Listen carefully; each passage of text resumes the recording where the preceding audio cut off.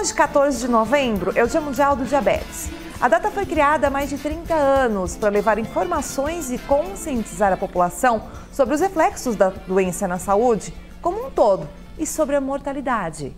Quem tem diabetes, resumidamente, tem dificuldades de controlar o açúcar no sangue. Claro que a gente está resumindo aqui. Para falar sobre o assunto, eu recebo dois profissionais aqui no estúdio do Ver Mais. O Dr. Davi Francisco Machado, que é endocrinologista, e também a Larissa Zanetti, que é nutricionista. Boa tarde, sejam bem-vindos. Boa tarde, Gi. É um prazer estar aqui com você, falando um pouquinho mais sobre essa doença, né? Que a gente tem muito respeito, porque não é uma escolha da pessoa, né? Muitas vezes, ou então é apenas uma consequência de uma desinformação, então... É um prazer. E é bom que vocês, dois jovens profissionais que já têm uma bagagem, têm tanto conhecimento para falar, e até eu vou começar perguntando para os dois isso. Por que é importante falar sobre o diabetes?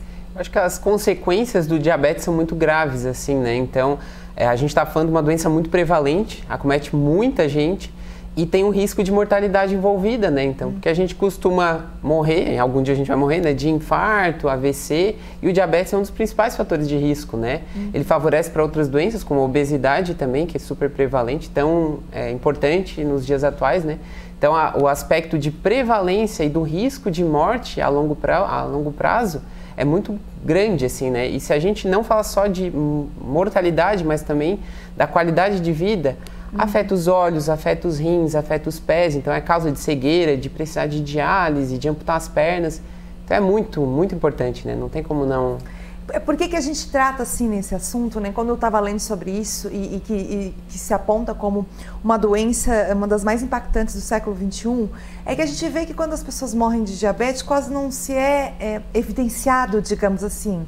É um olhar correto? Vocês que são profissionais da área da saúde? É que acaba sendo, ela gera como consequência, né? Então ele está presente, mas é difícil você ver num atestado de óbito diabetes como causa principal, né? Mas é aquilo que vai chegar em algum momento, é isso aí, perfeito. Sim, entendi. Agora eu vou falar com o Dr. Davi aqui, o que é? Vamos explicar para o pessoal em casa, na sua parte ali, na parte da endocrinologia, o que é diabetes? Certo, então diabetes, a característica é quando aumenta o nível de açúcar no sangue, o diabetes mellitus, a gente tem outros tipos de diabetes, mas de uma forma, quando a gente fala de diabetes é quando a gente está urinando bastante, antigamente se pensava assim, né? O diabetes mellitus, então, acontece por um aumento do açúcar no sangue, que as pessoas pensam, poxa, mas eu nem como tanto doce, por que está acontecendo comigo? Mas na verdade ele acontece por uma junção de genética, então não necessariamente os nossos pais, mas algum familiar tem história na família, com hábitos de vida, que entra, daqui a pouco a minha colega aqui vai comentar sobre isso, mas erros na alimentação, sedentarismo, ganho de peso, então isso faz surgir o diabetes e ele se manifesta com o aumento do nível de açúcar no sangue, que é a glicemia, né? Então a gente faz o diagnóstico, a gente não espera ter sintomas, né? Então os sintomas do diabetes aparecem num nível muito alto.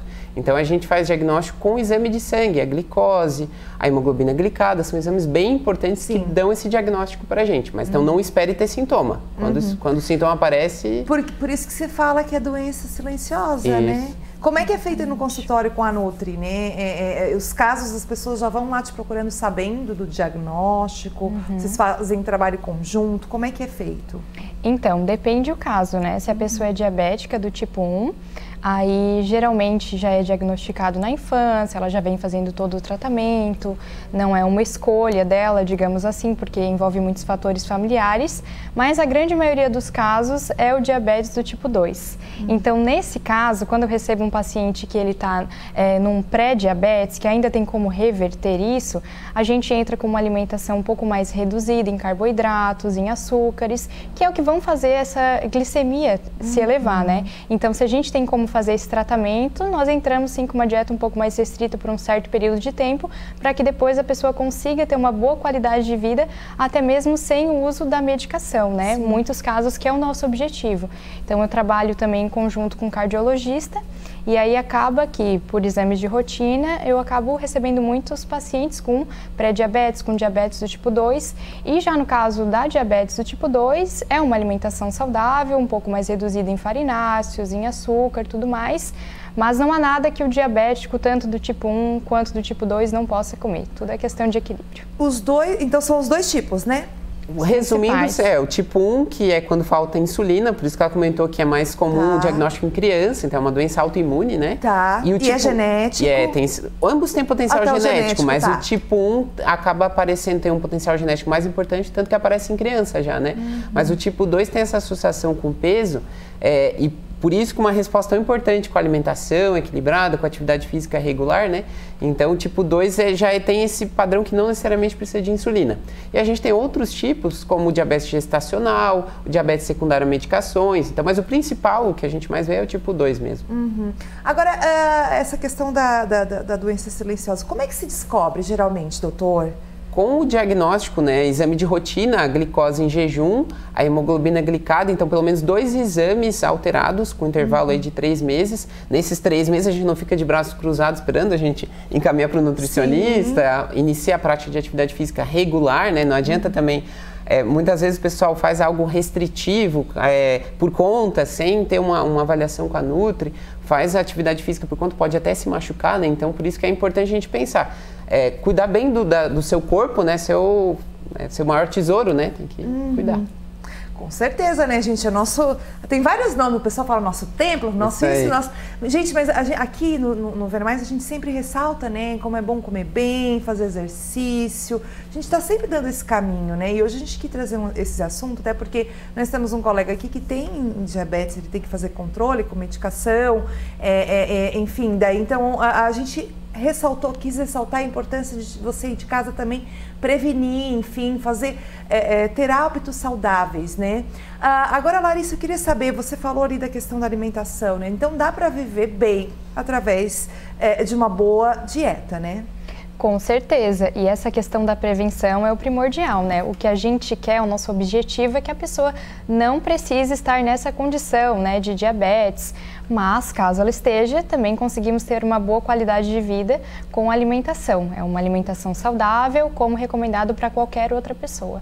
Dá para reverter o diabetes? Falar de cura é muito difícil, porque quando a gente fala de cura, a doença nunca volta, mas é possível reverter quando se perde peso, por exemplo, é uma das causas, tanto que se fala até de cirurgia metabólica, né? Quando você faz a cirurgia bariátrica, por exemplo, você perde bastante peso e pode reverter o diabetes.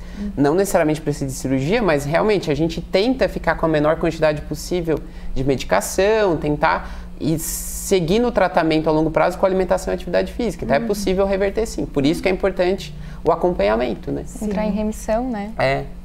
E agora assim, ó, o diabético, essa questão de açúcar, como você estava falando, carboidrato, acha que açúcar é doce, o doutor também estava falando, né, doutor? Mas como assim? Né? É muito mais...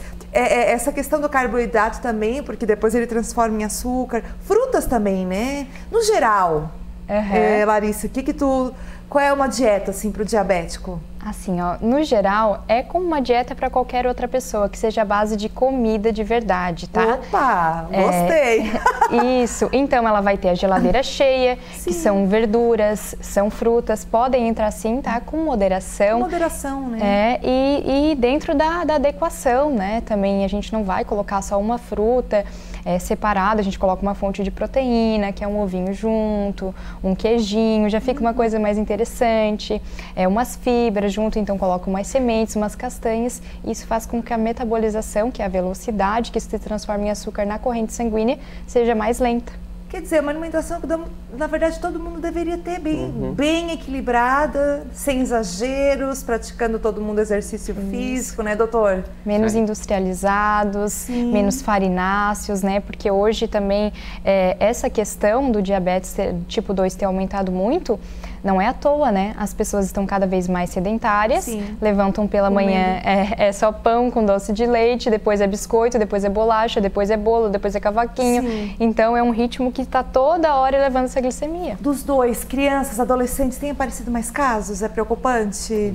Pelo aumento do peso, eu acho que a questão da pandemia, o pessoal ficou mais em casa, assim, as crianças acabaram ficando mais sedentárias e vem aparecendo níveis de glicose, que a gente antes do diabetes tem o pré-diabetes, né? Então são alterações no exame de sangue que não chegam ao nível de diabetes, mas estão ali com um passo.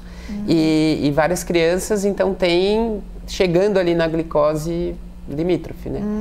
Também, Larissa, tá tendo essa experiência no Eu não consultório? trabalho com o público infantil, mas Sim. pelas minhas colegas, assim, pela experiência, com certeza. Tanto que antigamente a gente associava o diabetes a uma doença de adultos, né? O diabetes tipo 2, e hoje isso já foi desconstruído, infelizmente, né? E a gente sabe também que isso é muito preocupante, porque é na infância que os nossos hábitos alimentares são formados, né? Então, provavelmente também serão adultos obesos, adultos que terão todas essas consequências.